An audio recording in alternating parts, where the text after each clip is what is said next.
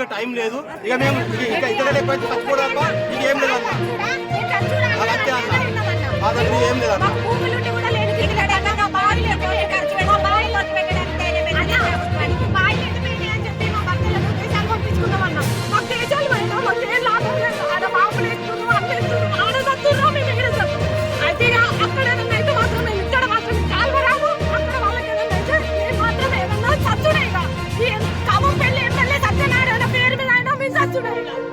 అంతే అన్నా, మాకేముందన్నా మేము భూమి పారకపోతేనే మేము దేశాలు పంపించుకున్నాం. ఆడిపోయినా ఏం లాభం ఉందన్న? మీరు అందరు చూస్తున్నారు, బాంబులు వేసుకుంటా అన్ని దేశాలు పోతున్నాయి. అన్ని దేశాలలో ఎవరు ఎప్పుడు ఏమవుతుందో తెలుస్తలేదు. మేము ఎందుకన్నా, మేముంటే ఎందుకన్నా ఇక మాకు భూమిలో నీళ్లు లేకపోయినాక మా భర్తలు దేశాలు పోయి ఏదో ఆయన మేము ఎందుకన్నా బతికి దీని మీద.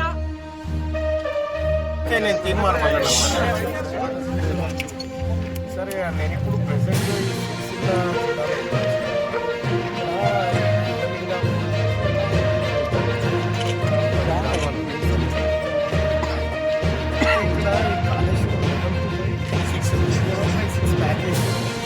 మధ్యలో 1 కిలోమీటర్ గ్యాప్ ఉండేసి అక్కడ ఇక్కడ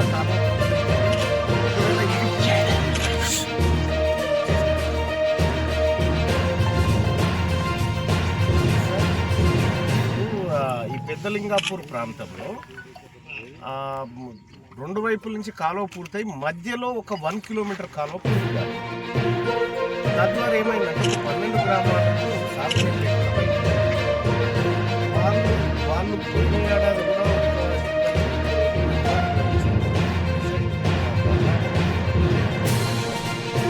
వాళ్ళు ఏం డిమాండ్ చేస్తారు?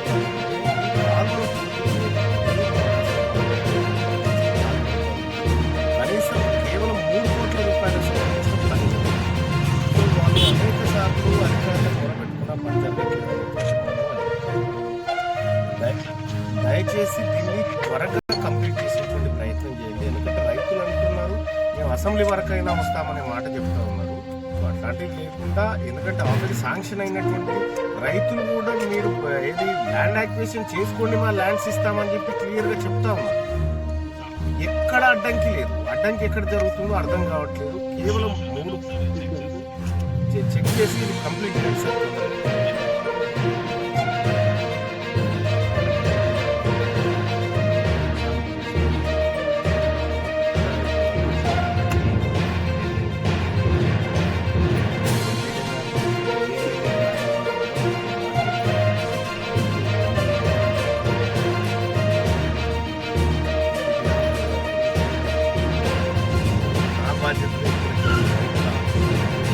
చెప్పినారు కాబట్టి నా బాధ్యతగా ఈ అంశాన్ని రేపు అసెంబ్లీలో మాట్లాడతాను.